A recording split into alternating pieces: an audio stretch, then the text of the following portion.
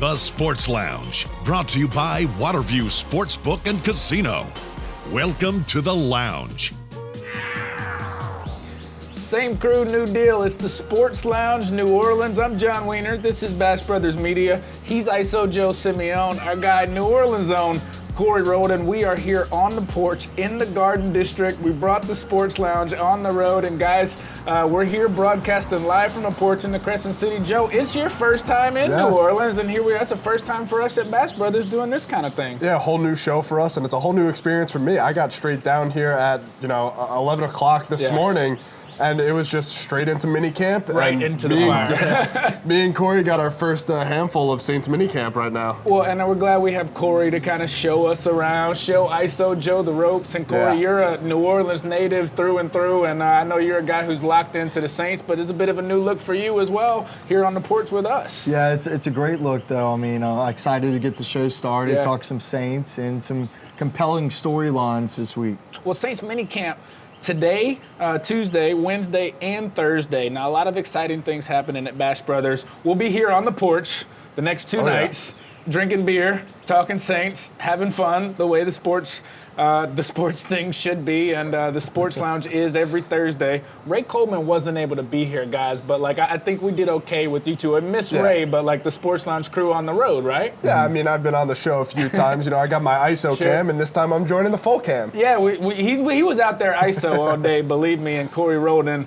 Sports Lounge contributor as well, a co-host. So Sports Lounge on the road here in New Orleans. We'll be here the next two nights, of course, all out at Saints Camp. ISO Joe and Corey, we're all out there today, and we'll get to all of those takeaways soon. But Thursday night, we're going to be live at Desi, Vega's Steakhouse right in the French Quarter, St. Charles, and one of the most famous restaurants in all of New Orleans. Our guy Corey Rholdon's got us the connection. And Thursday night, guys, we're going to be from Desi Vega's award-winning steakhouse. Zion Williamson might eat there in his first night in New Orleans, but Corey, I'm really excited for that. And that'll be the full sort of Saints, recap show. Yeah, I'm really pumped about that.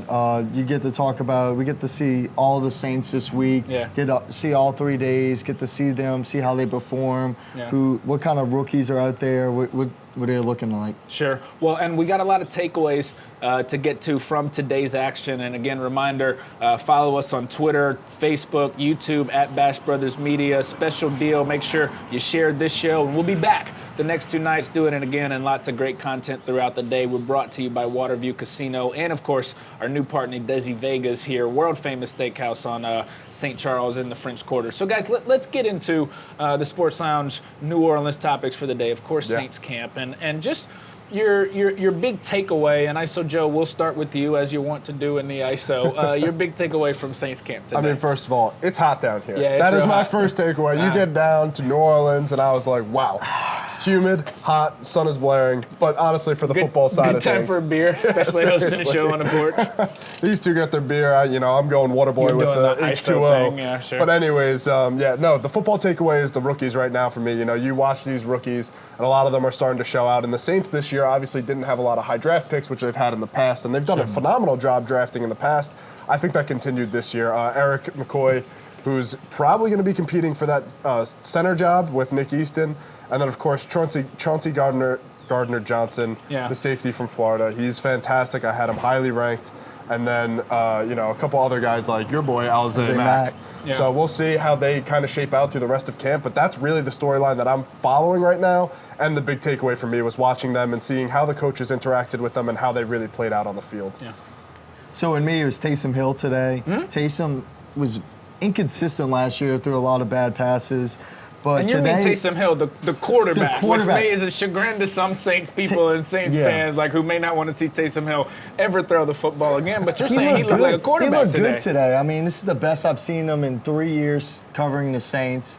He looked better than Teddy Bridgewater today. Yeah. Also, Jared Cook looked all of 6'6", 250, looked like a monster going downfield. He had a good play on Chauncey Gardner-Johnson where he just went up for the football. That's a nice matchup, Cook and Chauncey Gardner-Johnson. And then thirdly, you talk about my boy Alize Mack, the number one ranked tight end coming out of high school, had some issues at Notre Dame.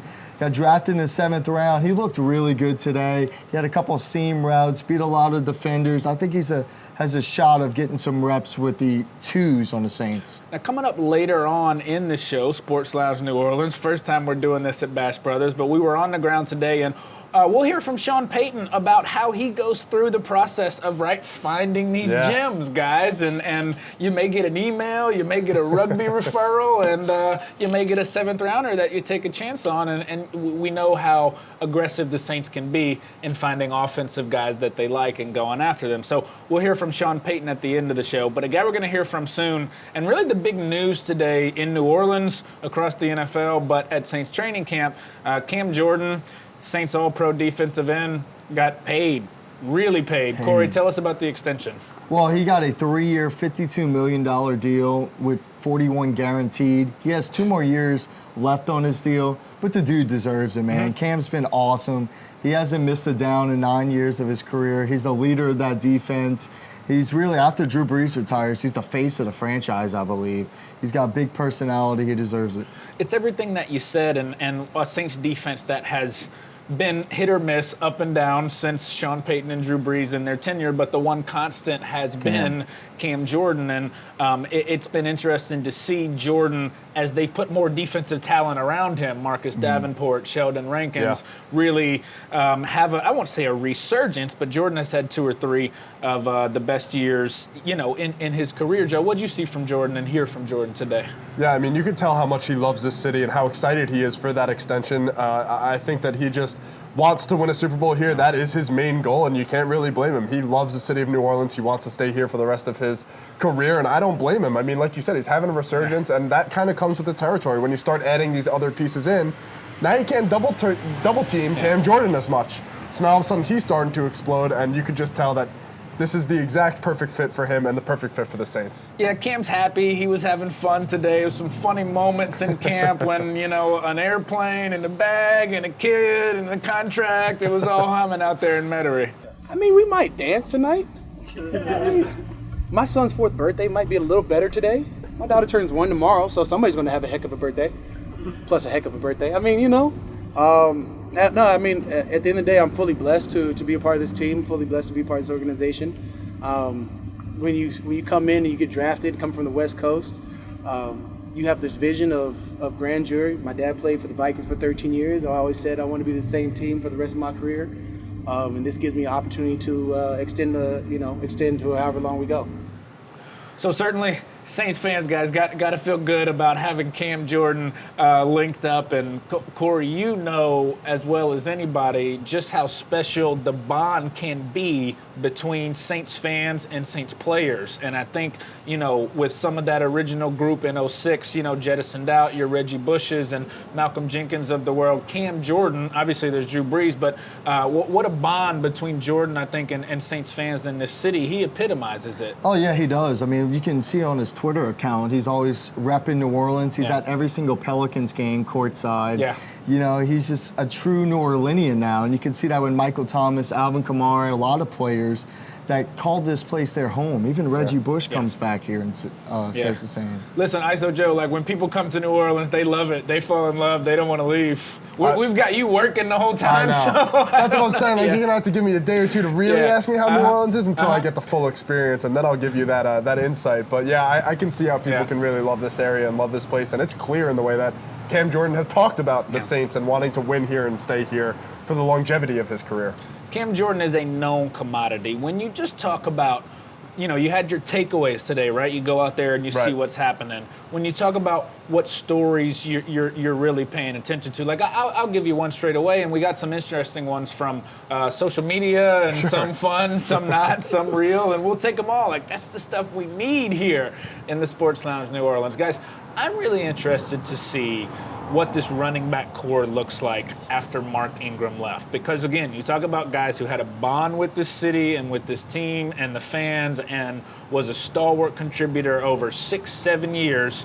It was Mark Ingram. And I think that Ingram is going to be sorely missed and more missed than Saints fans, I think, are prepared for. Yeah, I mean, I would agree with you. I do like the stable of running backs that they have currently, you know, with Buck Allen and Latavius Murray. By the way, Latavius Murray is a mammoth of a man. He's huge. Oh, like, he's can like he a do tight anything end. other than like Right, going so this way? he's your big power runner, and Buck Allen, I think, is going to be more of your receiving back to really change things up from Kamara. So I do think you have some pieces in there that can be a good change of pace. Are they, you know, are they Ingram? No, but they can kind of live up to that if you use them in the correct way. It was time. Alvin Kamara is a absolute superstar of a running back, and he needed more touches. I believe that Mark Ingram will be missed, but they got somebody who can get the hard-nosed 3rd and 1 goal line, and that's Latavius Murray, who's a 6'3" beast of a man. I think Kamara deserves more touches, and he's going to be a superstar in this league. Be careful what you wish for in advocating for a lot more touches for Alvin Kamara for a lot of different reasons. It's like, we'll see, the two of them together was the most productive backfield in the league. Yards, touchdowns, the last 2-3 seasons. Does losing Ingram, does Kamara just go up and you retain that sort of core production? I'm not so sure. I think that Alvin Kamara, Saints fans, but Kamara specifically, is going to find it a little different in the NFL with, you know, so many more touches and without a guy like Ingram there. Like, I don't want to make light of Kamara's physicality. I mean, he is phenomenal. I wouldn't be so soon to just say, like, oh, you know, it's fine without Ingram because Kamara gets more touches. I'm not sure it works that way. So on to my point, though, Latavius Murray, I don't think he's that bad. He had 800 yards last year. He was a 1,000-yard runner the year before that. He's a big physical specimen that just runs downhill, and that's really what Mark Ingram was, but they got him for cheaper. You know, Mark Ingram, to me, losing him is more about locker room. He was a great locker room presence. The fans, he was beloved with the fans. But scheme-wise, the Saints just got a big hole. They needed a tight end and another downhill threat with Jared Cook. And they got a guy who can take some of the load off of Kamara, but giving Kamara not all the touches, but more touches, I think will be better for him. Yeah. Well, let's look at, speaking of running backs, and we got some questions on social media, and we encourage you to hit us up. Certainly Wednesday and Thursday with your questions for our camp insiders, ISO Joe Simeone, Corey Rholdon. I weigh in where we can. We'll see. Our guy, Brett Baker, friend of the program, any takes on Divine Azigbo, who is, I think, a running back out of Nebraska, and like that's what you get in camp. You got people on social media, you know, asking you about running backs who may make the practice squad. But is there an opportunity for him? So right now, I see him running with the threes, and I saw him running some routes. You know, he looks good. It's really, really hard to tell how these guys are really going to look come actual training camp when they have the pads on. It's a totally different game once you put the pads on. So they can look outstanding now. I think the big takeaway is really to watch what group he lines up with, and right now he's sticking with the threes. I'd be interested to see if by the end of camp he moves into the twos. Then I'd say there's definitely some opportunity for him. Sure. But right now I think it's just seeing how he looks out there with the threes. Go ahead. And with Peyton, you know, I've gone to Saints training camp the last 3 years. Yeah. He'll put a guy 3, and then next day it'd be 5, and the next day it'd be 2, next day it'd be 6. He's kind of bunched in the middle of the pack right now. It's really too early to see, like ISO Joe said.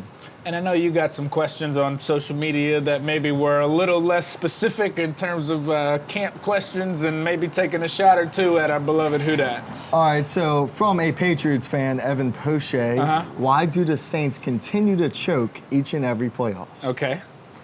So you want me to go on this one? Well, yeah, Bad sure. luck. I thought there was another one, but go ahead. Hit that bad one. luck. Yeah. We get to that one a little bit. Bad luck, you know, with the no calling the flag.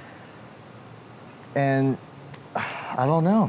It's you know, it's the choke word is a difficult one to sort of get around. Sure. Like No doubt. my deal is that actually 2 years ago, you know, the Miracle. Minneapolis Miracle. I mean, when you think about that game, the Saints being way down.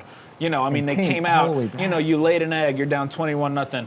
Is that a choke? No, not exactly. Right. They didn't play well, and then battled all the way back, and then went ahead, and then were, you know, sort of done in by a bad call. I think that against the Rams, and this was my point, where you do say, yeah, they choked.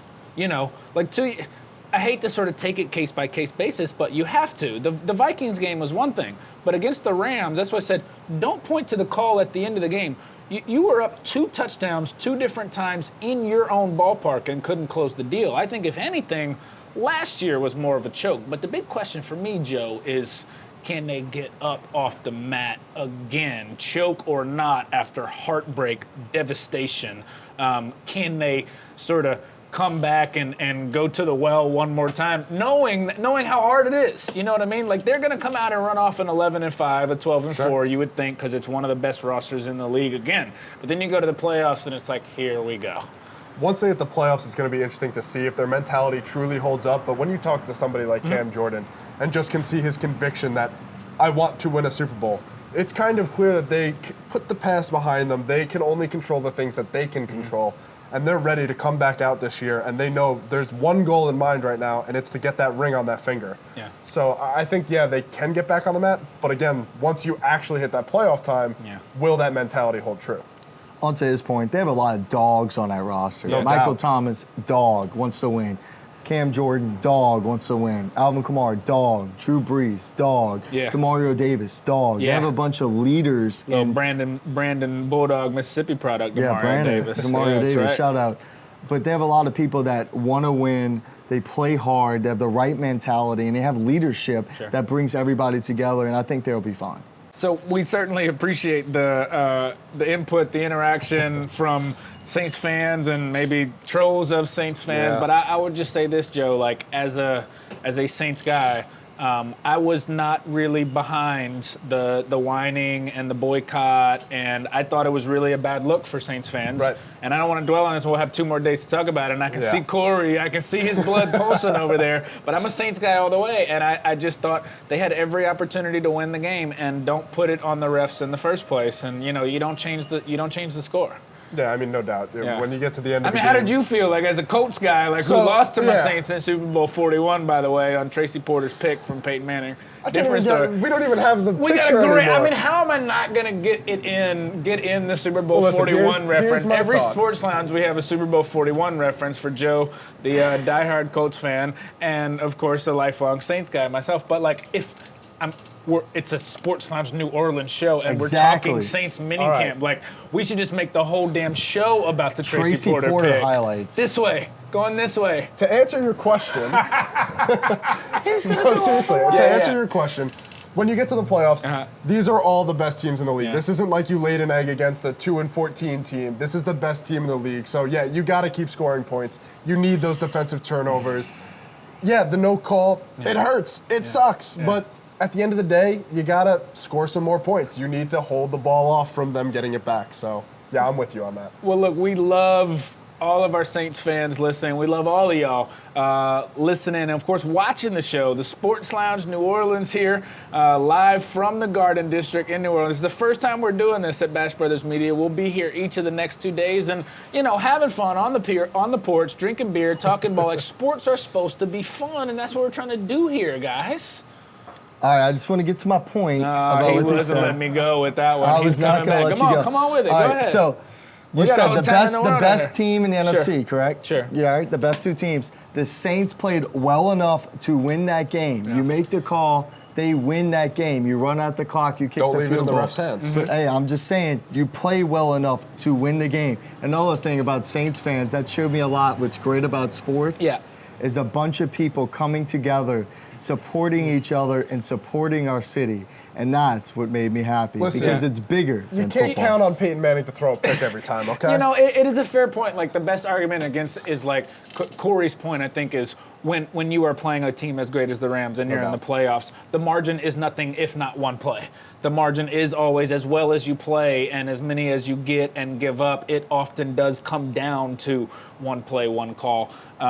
So again, we love that conversation, and it will continue to be a conversation here in New Orleans. Our conversation brought to you by Desi Vega's Steakhouse in the Business District, world famous St. Charles, and of course Waterview Casino in Vicksburg, Mississippi's #1 place for sports betting. Listen, hashtag the show TSL NOLA. This is the Sports Lounge New Orleans, and guys, as we move to sort of wrap up, because I want to hear from Sean Payton. Drew Brees wasn't there. We'll hear a little bit about that. But one I know interesting guy that you guys ran across today, and I think is a bit of an underrated guy in this Saints team in the defense is Alex Anzalone, the linebacker. Yeah, I mean, absolutely. I think that linebacking group in general is kind of underrated. But yeah, running into him was great. And just getting a chance to talk with him. I'll let you take it away on him specifically. Well, I mean, he's one of the few linebackers in the league that can play all 3 downs. He's a great pass defender, and he's a great run defender. He's also a guy that got hurt his rookie year. And last year, towards the end of the year, I really feel like he really took the next step as a linebacker and cemented himself as a starter in the Saints defense. Demario Davis leading that group, and again, we've seen the story. The Saints have done such a great job. Took a long time. Mickey Loomis and Sean Payton bringing in Jeff Ireland was a big part of it, of rebuilding this defense to where you can feel like 1, 2, 3, 4 years even going. You have a young roster, even after Drew Brees, right, where the Saints can go, much like your Indianapolis Colts, sort of building for now, but also the future as you have to do in the NFL. Speaking of Drew Brees, the 40-year-old savior quarterback, Brees himself, was not at camp today because, it's not all roses for Drew Brees right now. So hang on, let's put this real quick. So he's testifying, and he's involved in a lawsuit that Drew Brees was defrauded out of millions of dollars of jewelry. Do I have that right, Corey Rholdon? Yes.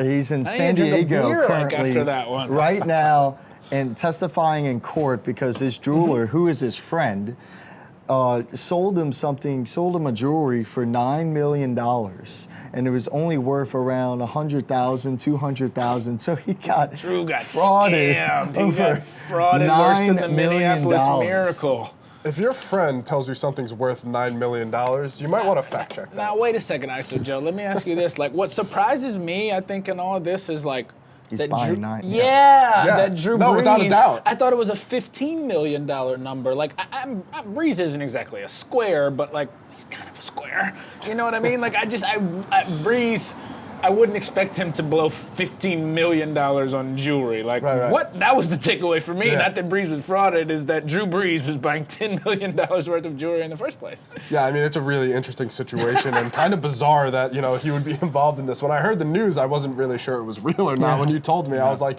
no, that's not right. But no, apparently it is. So, yeah, I don't know how you get involved with that, and I don't think they're friends anymore. I can tell you that. I can tell you that friendship's over. Well, you talk about friends, Drew Brees and Sean Payton. It's been a bond since 2006, and both of them together have changed this entire city that you see around us, New Orleans, and certainly the franchise with the Saints. Nowhere more synonymous city and football team, and in terms of the leaders of the football team, than Drew Brees and Sean Payton. That is what I've seen, guys, over the years, over the last decade and a half, that has made this relationship special, is what the Saints did for the city after Katrina and how it was led by two guys who are absolutely world-class in Drew Brees and Sean Payton. And sometimes we have trucks going by us here, Sports Lounge New Orleans, but we just keep rolling at Bash Brothers Media. Brees wasn't there. Sean Payton was, and I always find Sean Payton really a fascinating interview. He's not the most emotional guy, but he's pretty darn open with the media. People see him as this sort of Belichick type guy in his process. That's true, but in terms of how Payton deals with the media, he's very open and can be downright loquacious sometimes. And the guys caught up with Sean Payton, and again, with training camp being so much the story of how you find guys and who the rookies are, it was interesting to hear what Payton said about his process and how he finds those diamonds in the rough.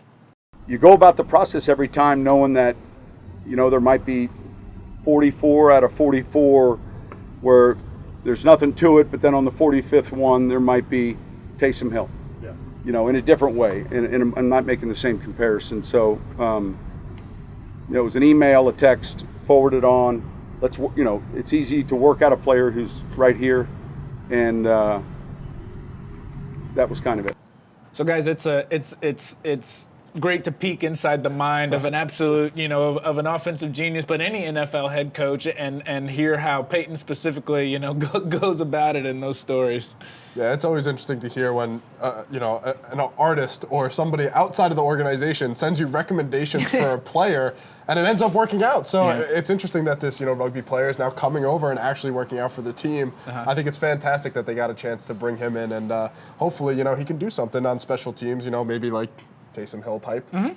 I think Peyton's always trying to get an edge on his competition. No doubt. You Good know, call. with Sean Payton, with Taysom Hill, he was just trying to get an edge, try to find the next Taysom Hill, and he's always looking for these little tiny details, like a Darren Sproles, like a Taysom Hill. I also think Sean Payton's just bored a little bit and just like so. I think emboldened by his own offensive pedigree that I can literally, a little bit of the Belichick, like I can take absolute just spare parts and win. I mean, they're the two best coaches in the game, and I think Peyton has it's a little bit of hubris too. Like, let me just find different ways to make a fool out of people. You know what I mean? Yeah, I mean, it's going to be that's what Sean Payton does. It's a little bit of that. I mean, I say that tongue in cheek. Make a quarterback a special teamer and play him at slot receiver, running back, and I mean, you look at other teams now; they're all looking it's for the finding next next Taysom Hill. Taysom Hill. Exactly. Yeah. Sean Payton, trendsetter. We talk about trendsetters. We're doing that the first day here of Saints minicamp. And again, training camp in August. This, the official minicamp, and the last one. And this, our first of 3 Sports Lounge New Orleans shows. Will be back on all of your platforms and on this porch. Wednesday night, and then Thursday night we'll be at Desi Vega's Steakhouse on world famous St. Charles. Yeah, eating good and enjoying whatever we may have in front of us, and always enjoying talking Saints football and so much more. And so, as you guys look ahead real quick, what do you? There's only so much you can get at a minicamp, right? But how much or what are you looking for as we go forward the next 2 days, Joe? I mean, center battle for me is prime right now with Max Unger retiring. Obviously, Drew Brees has had the same center for a little while now. You get comfortable behind him. It's going to be interesting to see who ends up winning that battle. Yeah, he's a good player, too, by the way. I think he starts by the end of the year. Go ahead. With Drew Brees being out, I want to see what Teddy Bridgewater does. Yeah. Today, he did not look that great. He had some overthrows. I just want to see if he rebounds tomorrow. Also, Chauncey Gardner-Johnson, a safety out of Florida. He looks really good. I want to see what position they put him at. He had safety, he played at nickel. He's going to play corner. He's kind of a big-bodied, the safety-nickel hybrid. He is a fantastic player, SEC guy who's been on the battles on Saturday and really made some plays for the Florida Gators. Saints with that 3 safety look a lot of times that they'll run out there. A lot more NFL teams doing it, and I agree. I think he can help them right away. And again, I just continue to look for sort of your leaders stepping up. And every year in the Saints, when Michael Thomas came, guys, again, you can't take so much from minicamp. When Michael Thomas stepped into the field in Metairie, you said, that dude is a different dude. He's going to be one of the best receivers in the league. And Alvin Kamara was a little bit the same way. You said, hey, this guy, where we got him in the draft, he may be one of the best draft picks we've ever had. And that was apparent right away, so that'll be interesting to look for. Hey, speaking of what to watch for, Zion Williamson, no, he's not actually down the street, but is reportedly in New Orleans this week, guys. Are we going to do a findings, finding Zion, searching for Zion? So they have a Twitter poll right now, which is like Vegas, and they have spreads on Desi Vegas is now plus 200 for Zion to go to the restaurant tonight. So we got to see which restaurant does he go to. Does he go to Commander's Palace? Does he go to Emerald's? Does he go to Desi's? We'll see.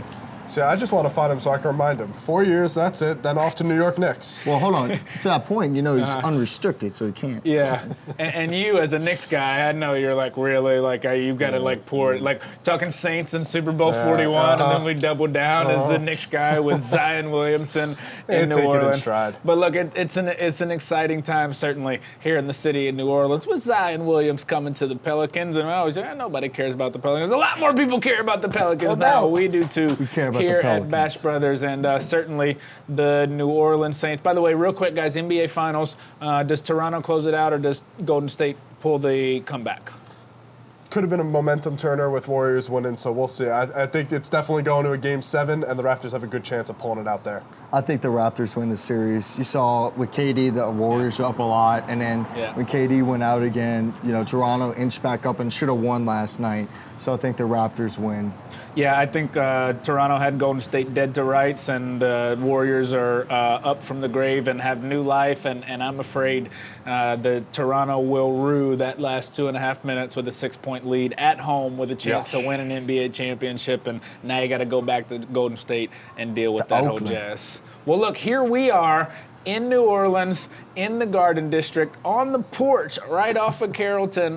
Bash Brothers Sports Lounge, New Orleans, bringing the show on the road. We'll continue to be here again Wednesday night and Thursday night from Desi Vega's Steakhouse on St. Charles in the Business District. Can't wait for that. We've partnered with Desi Vega's and, of course, our charter partner, Waterview Casino in Vicksburg, the sports book and casino. Go ahead and take all your bets from Bash Brothers down to Waterview and cash in. And a big shout out to Hack and Hank, our director and producer behind the scenes. He's having a field day producing all of this outdoors in the open field, got a beer rocking, and look, we're having a good time here at Bash Brothers Media. No doubt. And I'm glad you guys got to join with us, and glad the people got to sit in on this little Sports Lounge New Orleans talk. It's always a fun show with the Bash Brothers. Absolutely. Well, look, we'll be back here to do it 2 more times. Make sure you follow us on all the social media outlets. Make sure you share the show and spread the word about this Sports Lounge New Orleans on the road here, Saints minicamp the next couple of days. We'll give you a who dat as we sign off, and make sure you stay with us here at Bash Brothers, the Sports Lounge New Orleans. For Hack and Hank, New Orleans' own Corey Rholdon, ISO Joe Simeone, I'm John Wiener. This is Bash Brothers Sports Lounge New Orleans. Join us again. Thanks for stopping into the Sports Lounge. Join us online, on screen, every week at Bash Brothers Media.